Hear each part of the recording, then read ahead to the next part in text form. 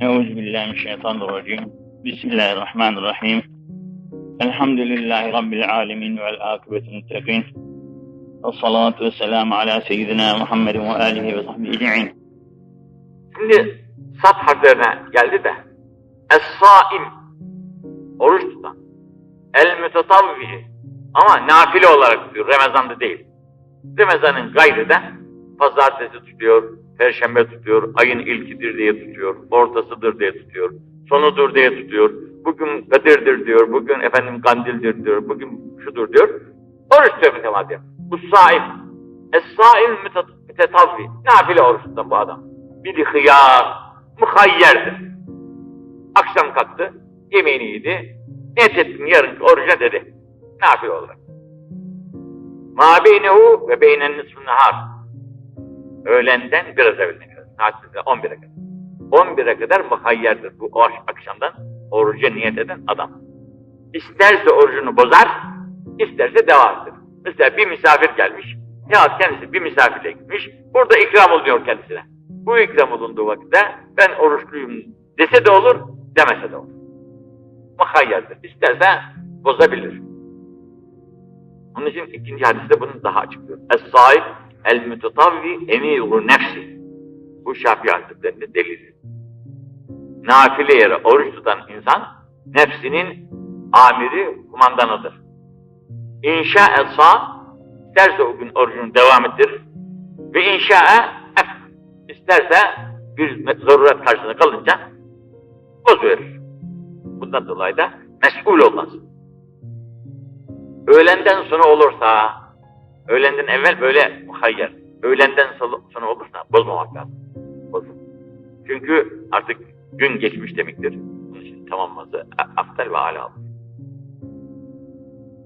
Es-sâim, bir orucu metinde İzâ ükile indehu.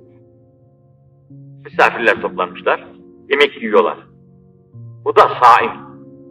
El-mefâsîr. Yani yiyiciler yemek yiyorlar, bu da oruçlu. Sallet aleyhil melâike. Bu oruçluya bu zaman melekler dua ederler. O oruç tutmuyor, oruç tuttuğu halde ötekileri yiyor, yedikleri halde uyumayıp böyle karşıdan bakınca bu sefer melekler onun için duacı olurlar. Duacı olurlar. Hayır dua eder. Zira insanda bir arzu var ya, karşılıklı güzel yemekler yendiği vakitte can ister. Ah, ben de oruçlu olmasaydım, keşke ben de yeseydim der. Hele genç oldu muydu dayanamazsın biraz da adık. Bu sabredip de yemeyince bu nefsin, şehvetin arzusunu kırıyor. Kırdığından dolayı bu sefer de meleklerin duasına mazhar oluyor. İltifatla ne ayıyor? Es-sâimü fi ibadetin. Oruç ne kadar güzel bakın. Es-sâimü fi ibadetin ve in kâne nâimen alâ firâşi. Oruçluluk hele yaşlılarda falan daha dermansızlık falan eder. İkide bir uzana verir. Dinlenmek için yahut uykusu olmak için. Bu uyuduğu halde bile, uykusunda bile buna ibadet sevabı yazılır. Es-sâim fi ibadetin daimi bir ibadettir. Ve imkâne nâimen alâ firâşi. Yatağında uyuyor fakat defteri bu mütemadiyen işliyor. Onun için İbrahim Hakkı Hazretleri diyor ki insanın kemalatına sebep 6 şey var. Demin dedik ya, kemali insaniyi elde etmek kolay bir şey de değildir yani. Çünkü kıymetli çok kıymetli şey de çok pahalı oluyor malum. Çok kıymetli, çok da pahalı. Bu kıymetli, pahalı olan şeyi ele geçirmek için 6 şeye ihtiyaç vardır demiş İbrahim. Evvela az yemeği tavsiye. Az yemek. Az yemekte iki tane devlet var. Birisi ruh beslenir. Ruh gıda alır. Az beslenmek suretiyle. Çok beslenmenin de şu zararı vardır ki vücut kuvvet buldukça ruh şey olur, zayıflar. Beden kuvvetlendikçe ruh zayıflar. Çünkü bedenin kuvvetlenmesiyle şehvet de kuvvetlenir. Bedenin kuvvetlenmesiyle gençlik aleminde hele şehvet de kuvvetlenir. Şehvetin kesmek insanın elinden gelmez. Çünkü onu Allah Celle ve Ala daha ana rahmindeyken vermiş. Doğar doğmaz memeye yapışıyor. Vermediler mi? Kıyameti koparıyoruz onu alıncaya kadar. Bu anadan doğma bize verilmiş olan şehveti kesmenin imkanı yoktur. Bu geldi miydi? Diyor ki en şiddetli arslandan daha arslan olur insan. Önüne geçemezsin yani. Kuvvet kesbedilmiş kuvvet böyle heyecana geldiği vakitte bunu önlemek elinden gelmez, günahlara girer. Bu günahlara girmemek için oruç tutmak suretiyle bunu kırmak mümkün. Mesela gençler evlenip vakitleri varsa evlensinler. Vakitleri yoksa evlenmeye, gücü yetmiyorsa her ne cihetten olursa olsun, gücü yetmeyen insan evlenmediği takdirde günahlara düşmemek için bunun oruca niyeti. Oruçlu olması lazım daima.